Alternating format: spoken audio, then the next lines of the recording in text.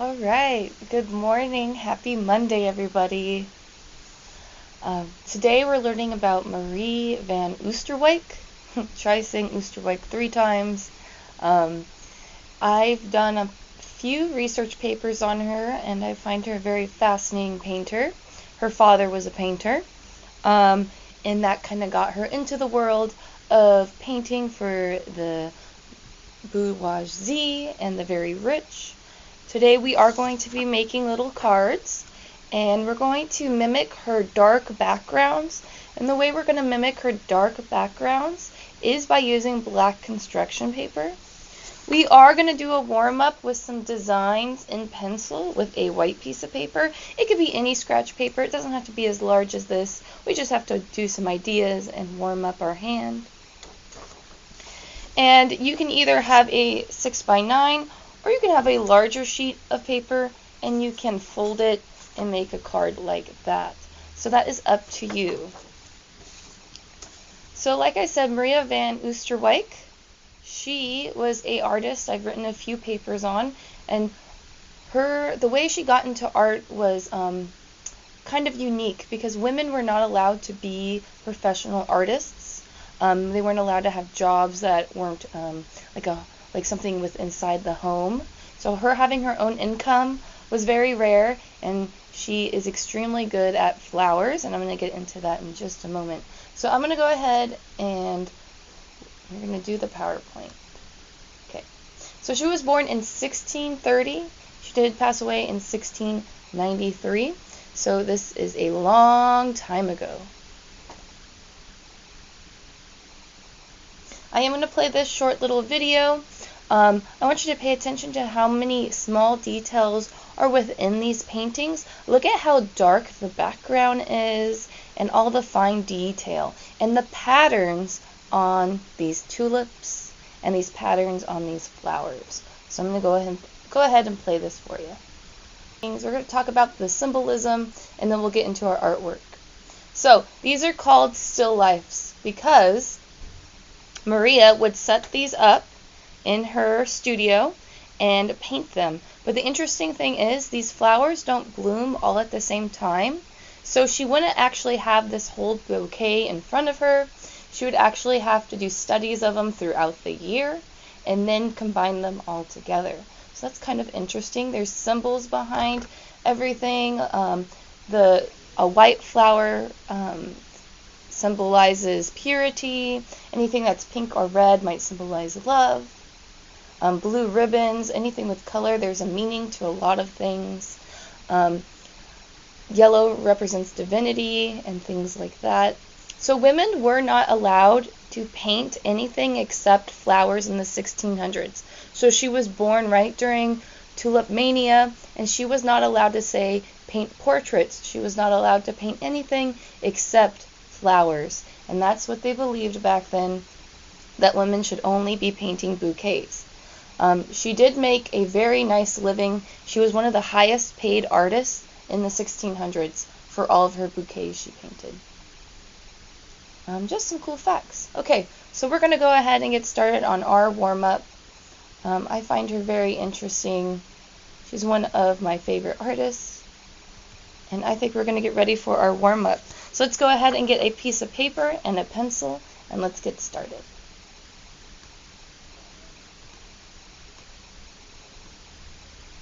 Okay.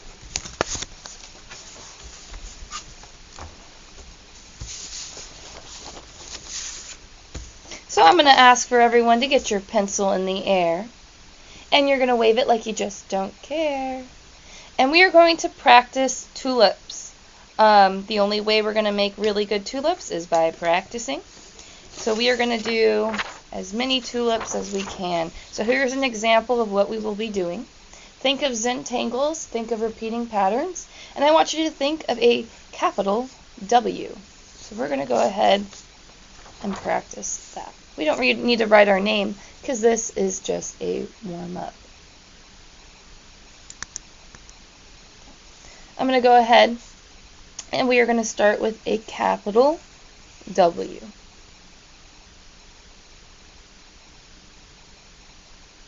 I would say this is about 3 fingers. And it's a capital W. Once you have that capital W, you're going to draw 2 long lines.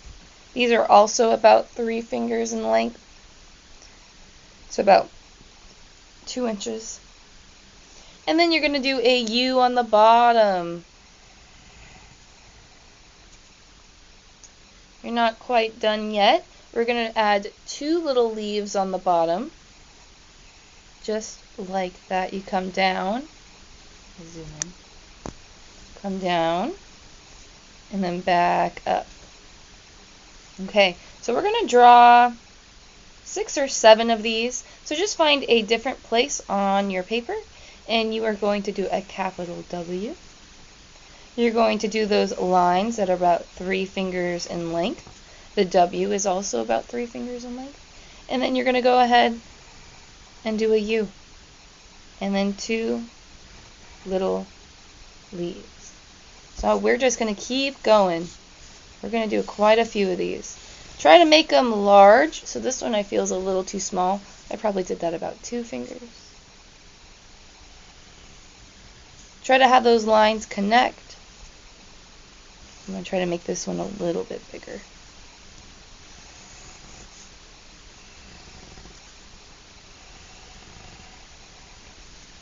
One, two, three, 4. Oh, I forgot my little leaves on the bottom. And do one down here.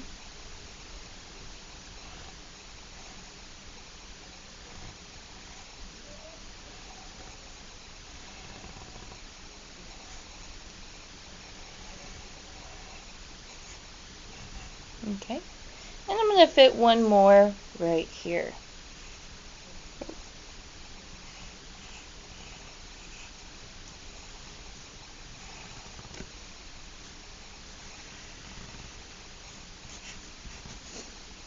So I have about 6 tulips. And we're going to think of Zentangles. And we are going to think of different patterns we can place inside of our tulip. You can even combine some patterns. So here I combined wiggly lines or zigzags, stripes, circles, and checkers. You can make those individual shapes. You can come up with your own sort of repeating pattern. Smiley faces, hearts,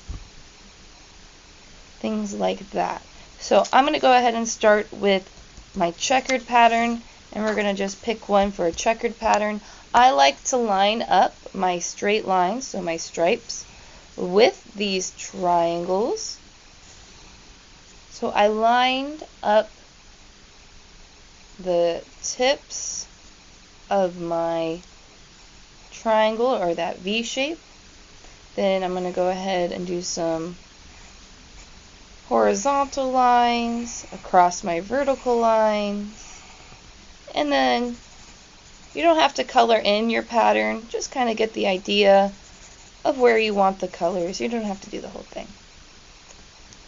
And maybe for this one, I'll do some circles. I'll have one circle.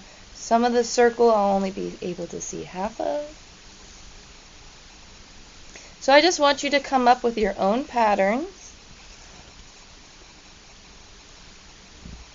One of my favorites is the little hash marks are a fun one.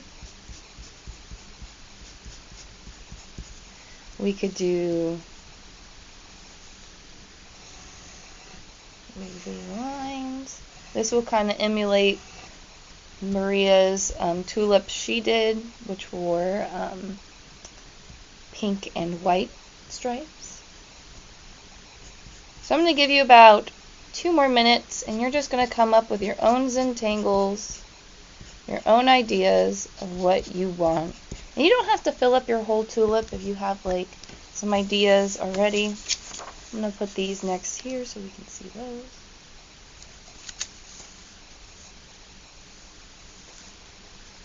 Combine them if you want. Let's see.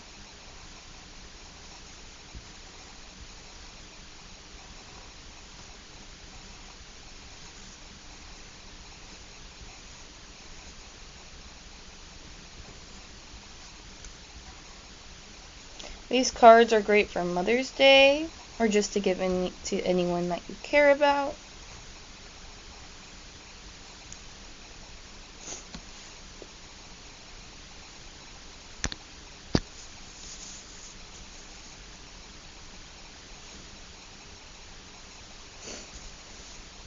For my last one, we can do something kind of funny. Maybe I'll do some smiley faces.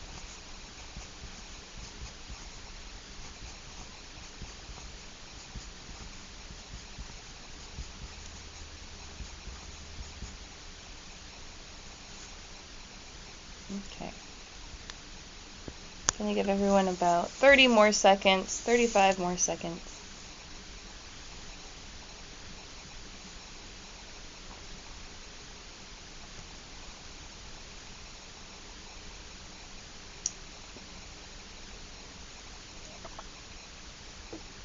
So Maria's father was a famous painter, and that's kind of what jump-started her ability to be within the art circle, because the art circle was definitely male-dominated. That means most artists were men, at least artists who were being paid to be artists. And she worked her way up to being the highest-paid artist of the 1600s.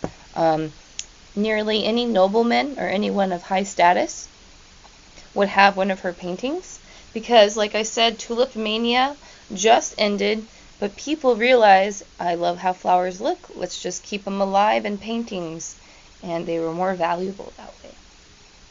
Okay, I think we're going to stop our warm-up. We should have a few different designs, and we're going to go ahead and find our black piece of paper. You have two options. You might have a piece of paper that looks like this, and all you're going to do is fold it to be hot dog style, or I'm sorry, hamburger style. So we're going to fold it this way, not this way. So that's the wrong direction. This is the correct direction.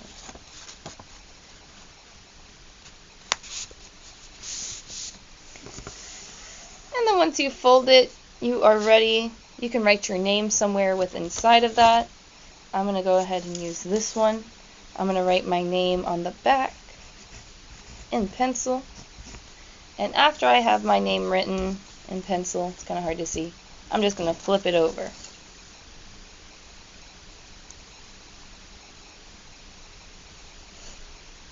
We are using oil pastels today.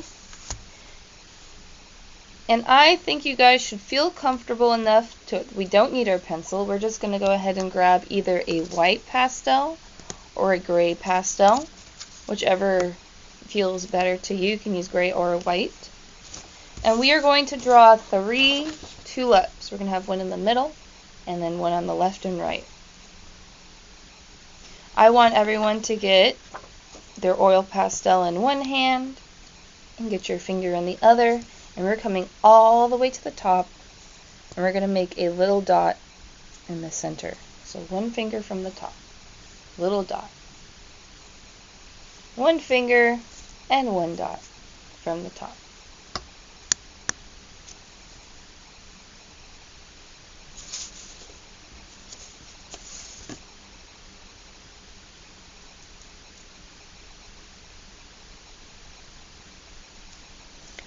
After that, you're going to come 4 fingers down, and you're going to put a dot right underneath your 4 fingers. So pinky, ring, middle, and pointer. And then you're going to put a dot right here. And what you do to one side, you are going to do to the other side. So I'm going to move to this side and do a dot as well, which is 4 fingers. Just like that. Don't get it too close to the edge. We want this about 2 fingers from the edge. About 2 fingers from the edge. So these dots are not right on the edge. They're inwards, about 2 fingers. Okay? 2 fingers.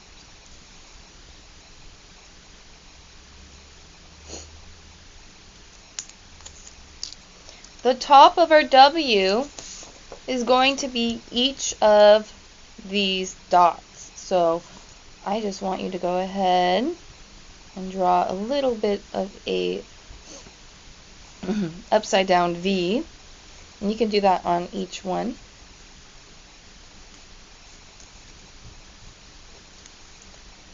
And that's just going to help us center our tulips.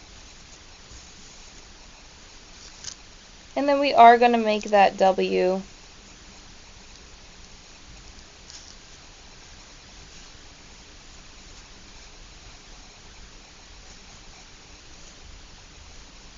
We are going to do this one first, our center flower. I'm sorry my lighting is so off today. I don't know what's up with me. Maybe that's a little bit better. Alright, we are going to draw our lines. And then our curved bottom. It's okay if the flowers are kind of at an angle. That's kind of what we want.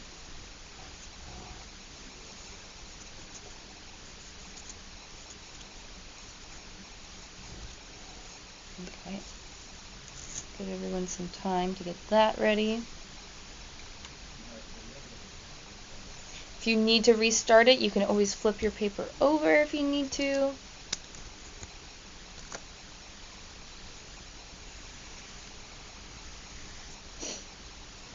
Her paintings were very stylistic, meaning that she always had a very dark background. She would include shells, insects, sometimes skeletons, sometimes globes, and each item had a very specific meaning to whoever the painting is for. So if the person was a famous sailor or someone who was on ships a lot, maybe in the military, she would often include shells because that would symbolize that their occupation had to do something with selling the seas, being on the ocean. So just little fun things like that. Okay, we're going to go ahead and make our stems. So we're going to go all the way down. And I like to give my stems a little bit of a curve, but that's up to you. Scientists, so say if someone was their profession had something to do with science or healthcare, they would often include little bottles, herbs, and different sort of spices within the flowers, and that's how you knew that the person who owned that painting was maybe a doctor. Maybe they would have some doctor instruments or books included in her paintings, so you would know who they were. Alright, and then these tulips, how we're going to do that, for the tulips leaves, I'm going to show you. So I'm going to have you just look at me. So I'm going to have everyone's eyes. You're going to look at the screen, you're going to point to the screen, you're going to wave to the screen, and you're just watching me. Okay. So I do a curved line coming off, and then I come down and back to where I started. And when I do to one side, I do to the other. I'm going to have you watch me just one more time. No one should have their oil pastels in their hand. You're going to draw a line. You're going to come from the top, going outwards, and then back in, going outwards, and then back in, just like that. And then we got to do our last one. So go ahead and try this one on your own. It is your turn. You can go ahead and do some of your leaves.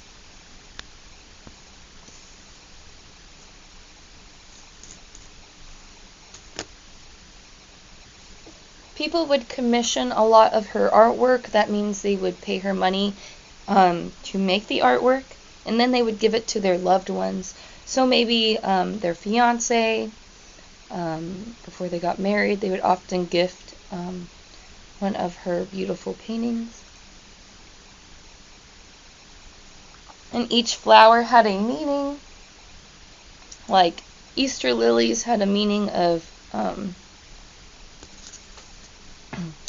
a very successful marriage and stuff like that. So flowers had meanings. I'm going to add a little bit of a line here to make that look a little more connected. We can add our little leaves if you have room. If you don't have room, don't sweat it. It's okay. Alright. So now we are going to go ahead and add our Zentangles. Just because I do polka dots doesn't mean you have to do polka dots. Just because I do stripes doesn't mean you have to do stripes. We have this entire warm-up to reflect on. So I think I'm going to do this one as my center flower. I'm going to go ahead and do this as one of my other flowers and one of these. So pick 3 of your favorites, and those are the 3 you're going to put on your final draft. So I want to do this one, and this one. And we're still using our gray or white, and we're mapping everything out. So I'm going to go ahead and start my stripes. I'm going to do one as a checkered stripe, a checkered pattern, I mean. This one is going to be some semicircles. This one is more stripes. And then I got some wavy lines.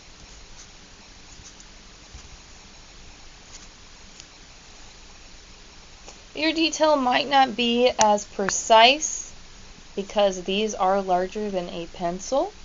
So just keep that in mind.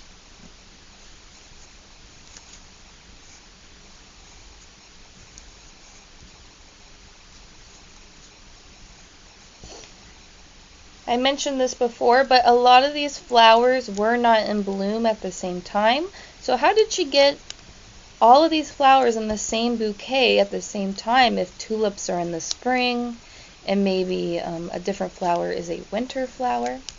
What she would do is throughout the year she would study them, and she would have a notebook full of very detailed flowers.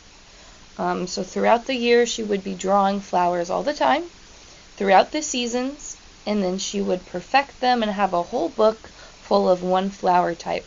So maybe she had a book full of tulips at every different angle. And if you look at her paintings, the flowers are never facing you. They're always at different angles, maybe to the left, maybe to the right. And then what was my last one? I think I'm going to do... I'm going to change my mind. I think I'm going to do the swirls.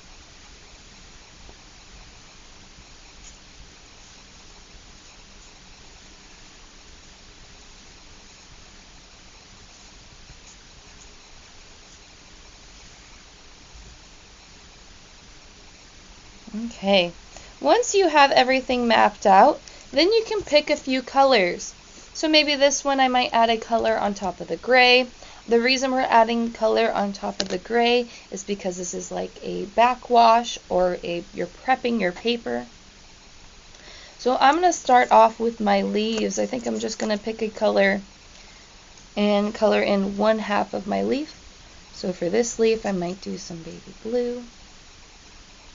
And then I'm going to leave this one, oh, can't see, I'm sorry friends. There we go. And then I'm going to leave this side blank. I'm going to come here, paint one side. You don't have to use blue, maybe you want to use orange or green.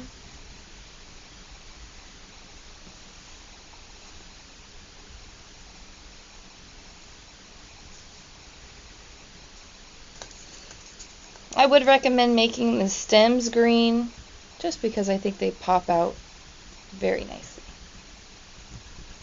This color looks really good on top of the white and gray.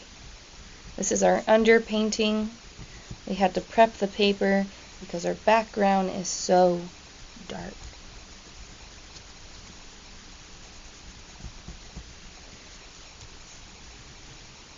Okay. You can also add some swirls if you like, that's up to you.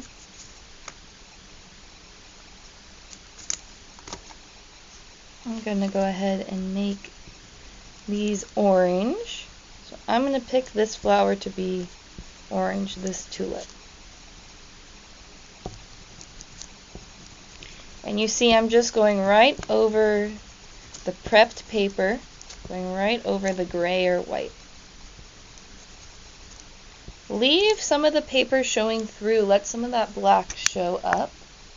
I wish the lighting was a little bit better. It's so hard to see.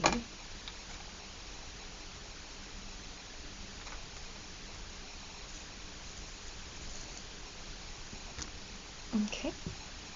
For this one, I might use a few different colors. Maybe I'll use pink and alternate the pink and black.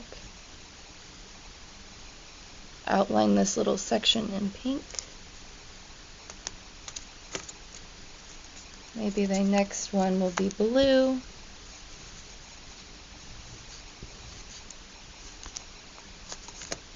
And then maybe yellow. I have some yellow tulips at my house right now. You can probably buy some tulips at grocery stores because this is the season for tulips. You can't buy tulips all year round. Oh, I don't want green. Let's do a dark blue.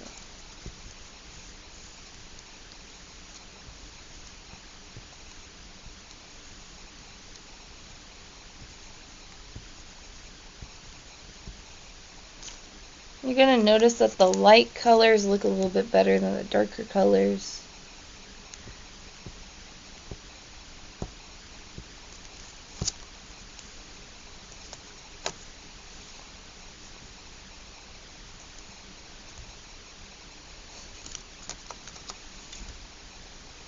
You can layer colors, so I'm probably going to do red and pink on top of each other for this one.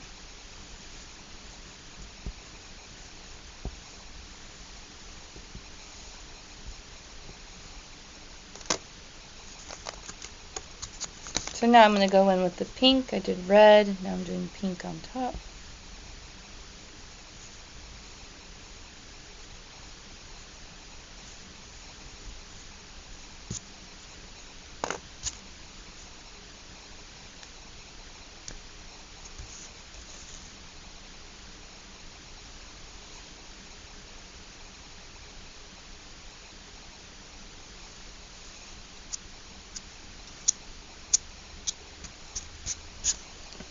Tulip Mania was a very unique time in history.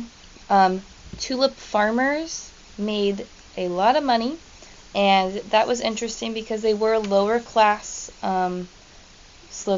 people, and they made a really nice profit off of tulips. But as we know, flowers don't last very long, so you would spend, well, I guess they have francs, but I guess you could translate it to maybe like hundreds of dollars on flowers. And like you said, flowers don't last very long, so that's why painters like our artist Maria were popularized, because then they could make these flower images last a little bit longer. And that's kind of what we're doing today.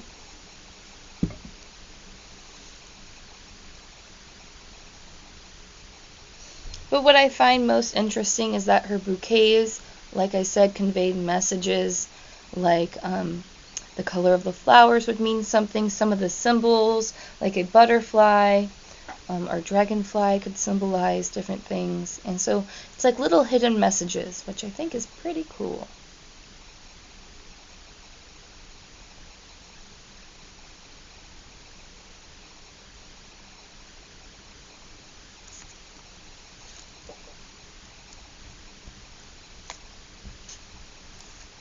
I always like to layer color, so I'm going back over my orange with a little bit of rusty yellow just to kind of make that pop.